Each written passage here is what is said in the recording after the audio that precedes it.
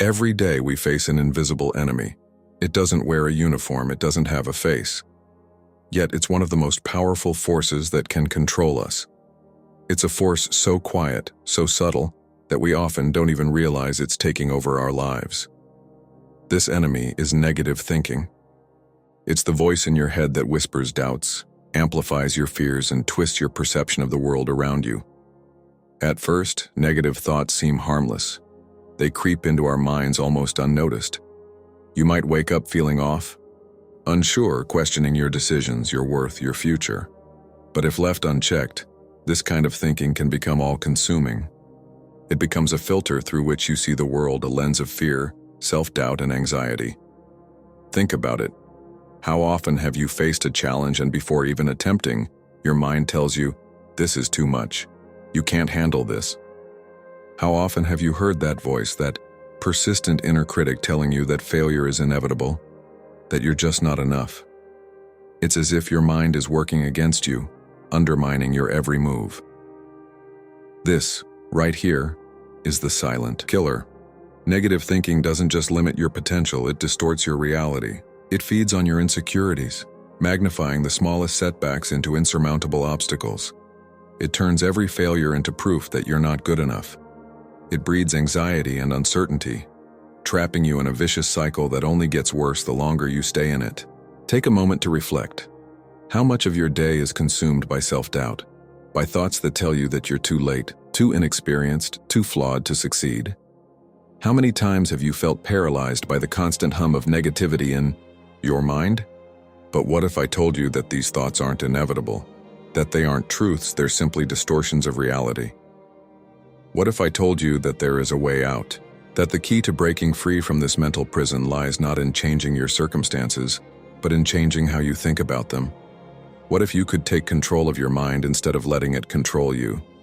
We're going to explore how you can free yourself from the suffocating grip of negative thinking by using ancient wisdom, specifically the teachings of Marcus Aurelius, one of the greatest Stoic philosophers. You see, Marcus Aurelius faced challenges beyond what most of us could imagine. He ruled an empire, waged wars, and dealt with constant personal and political turmoil. Yet despite all this, he maintained an extraordinary level of calm, control, and focus. His secret? Stoic philosophy, the powerful tools he used to control his mind, quiet his inner critic, and transform negative thoughts into sources of strength and clarity. And today you'll learn how to apply these timeless Stoic principles to your own life. So, if you've ever wondered how to break free from the grip of negativity, how to take control of your thoughts and, in turn, your life, stay with me. You're going to learn how to use Marcus Aurelius's wisdom to kill negative thinking once and for all, and start building a mind that works for you, not against you. Now that we've explored the silent killer that is negative thinking, let's dive into the wisdom of Marcus Aurelius. He didn't just sit on his throne or recite philosophy in academic circles, he lived it. He faced constant pressure as an emperor, but through it all he turned to Stoic principles to maintain control over his thoughts, especially when negative thinking threatened to overwhelm him. One of the most powerful things about Stoicism is its practicality. It's not about living in denial or pretending that hardship doesn't exist. It's about learning how to respond to it with composure, rationality, and self-control. Marcus Aurelius, as both a ruler and a human being, faced tremendous adversity, but what made him stand out was how he faced it.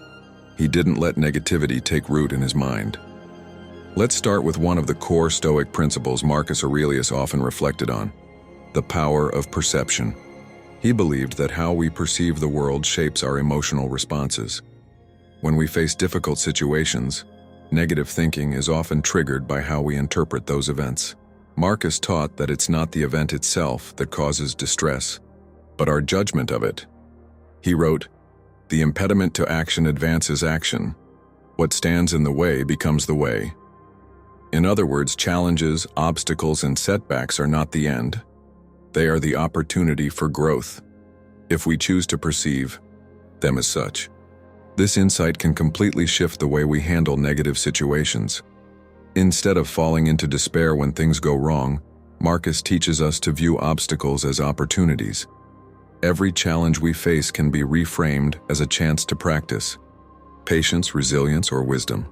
This is one of the most powerful tools in combating negative thinking, changing how we view setbacks. When we face a situation that might initially trigger negative thoughts like "I've failed" or "I'm not good enough," we can instead say, "This is an opportunity to learn. This is where I grow." This subtle shift in perception helps us avoid the pitfall of negative thinking, which so often paralyzes us with self-doubt and inaction. Another critical aspect of Marcus's wisdom is the idea of detachment from external validation. In his meditations, he often reminded himself that we are not dependent on the opinions of others to define our worth. He wrote, "How much time he gains who does not look to see what his neighbor says or does or thinks, but only to what he does himself." In today's world, comparison is one of the most toxic forms of negative thinking. We scroll through social media, we see others achieving what we desire, and instantly our thoughts spiral into feelings of inadequacy. Why haven't I done this yet? I'm not as successful as they are. These are thoughts that can paralyze us, trap us in negativity, and keep us from taking action. Marcus Aurelius teaches us that we don't need the approval of others to feel validated. Instead of looking outward, he advised us to look inward, focusing on our own actions, progress, and personal growth. When we detach from others' expectations, we stop comparing ourselves to an illusion and start working toward our own goals without fear or distraction. Your journey is yours alone. Now let's look at another key Stoic practice: mindful acceptance. Marcus Aurelius believed that negative thinking arises from our resistance to things we cannot control. When things don't go as planned, our minds can become flooded with frustration, anger, or sadness, because we are holding on to expectations that reality refuses to meet. In these moments, Marcus suggests a different approach. Instead of railing against the situation, accept it for what it is. You are irritated because you are human and you can't control the world around you, he says. But the Stoic wisdom is this: accept that things will not always go as planned. Instead of fighting reality, work with it. Acceptance doesn't mean resignation. It means recognizing that you can't control everything, but you can control your reaction. Negative thinking arises when we demand that life fit our expectations. But life isn't about making things go according to our wishes. It's about how we navigate the unpredictable currents with grace and resilience. By accepting that some things are outside our control, we free ourselves from the burden of unnecessary suffering. Instead of spiraling into negative thoughts when life throws us a curveball, we can meet those challenges with a clear, focused mind, knowing that we are empowered to respond with virtue and composure. And finally, there's the practice of daily reflection and self-examination. Marcus Aurelius believed that the best way to avoid negative thinking was to consistently reflect on our thoughts, actions, and intentions. He wrote, "The soul becomes dyed with the color of its thoughts." Journaling was an essential part of Marcus' daily routine. By writing down his thoughts and emotions, he was able to detach from them, reflect on them, and reassess his mental state. This practice allowed him to identify negative thinking patterns and course correct before they took over. Journaling provides a space to process, release, and reset your mindset. Through these practices, changing our perception of obstacles, detaching from external validation, accepting the things we cannot control, and engaging in daily reflection, we can break free from the shackles of negative thinking. Marcus Aurelius's Stoic wisdom doesn't just give us a philosophy to think about. It gives us a practical, actionable way to transform how we respond to life's challenges. So, the next time negative thinking threatens to take over, remember Marcus Aurelius. Pause, reflect, reframe, and above all, take control of your mind, because your thoughts do not define you. They are tools you can use to shape your reality. As we wrap up our exploration of Marcus Aurelius's wisdom, it's time to distill the lesson. How can we apply Stoic principles to kill negative thinking and transform our lives? It's one thing to talk about philosophy, it's another to live it. But Marcus Aurelius didn't just speak of these ideas, he lived them. And in doing so, he not only achieved personal peace amidst chaos, but also left us a blueprint for overcoming the negative thoughts that plague our minds. The first lesson Marcus teaches us is the power of perception. How we interpret the world shapes how we feel about it. You've likely heard the saying, "It's not what happens to you, but how you react to it." This idea is at the very heart of Stoic philosophy. When faced with a negative event, our minds tend to react impulsively. We often view the situation through a lens of fear, frustration, or self-doubt. We tell ourselves, "This is a setback." But what if we could change that story? What if we could see the obstacle as an opportunity, not a hindrance?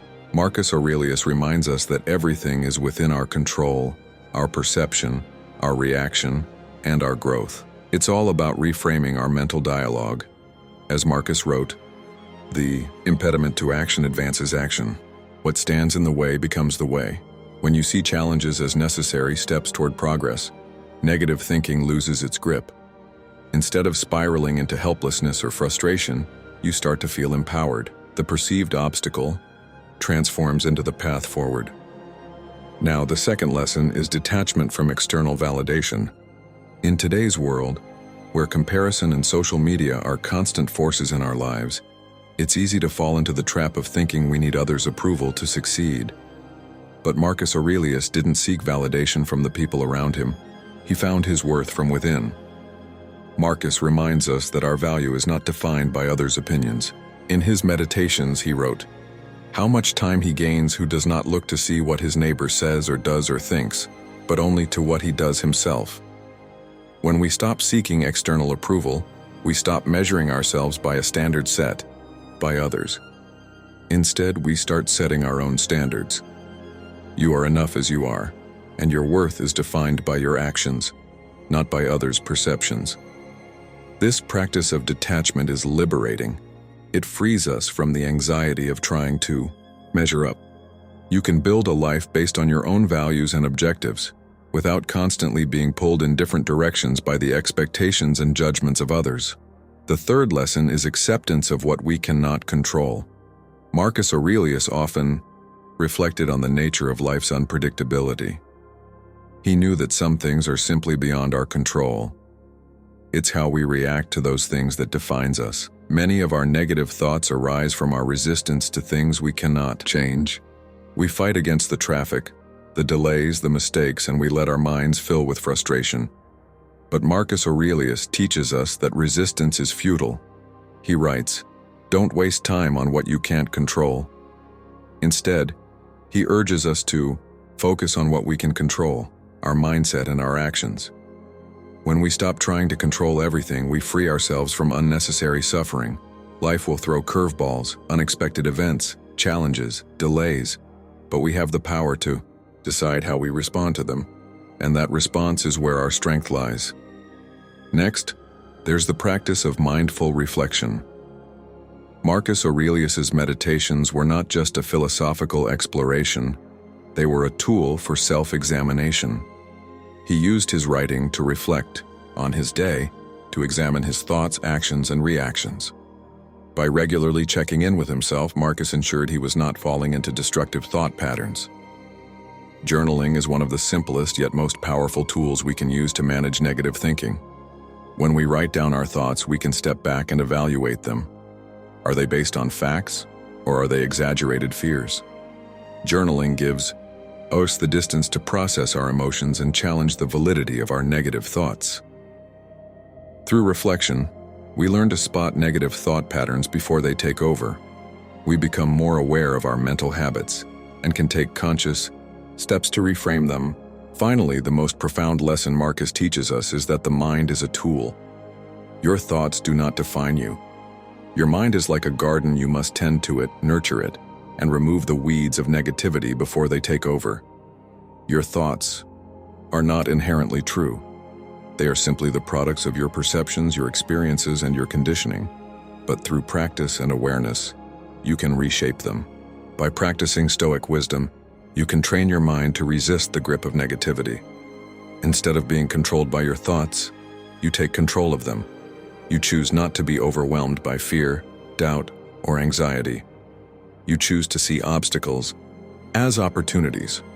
You choose to focus on what you can control, and that's all you ever need to create a life of peace, purpose, and resilience.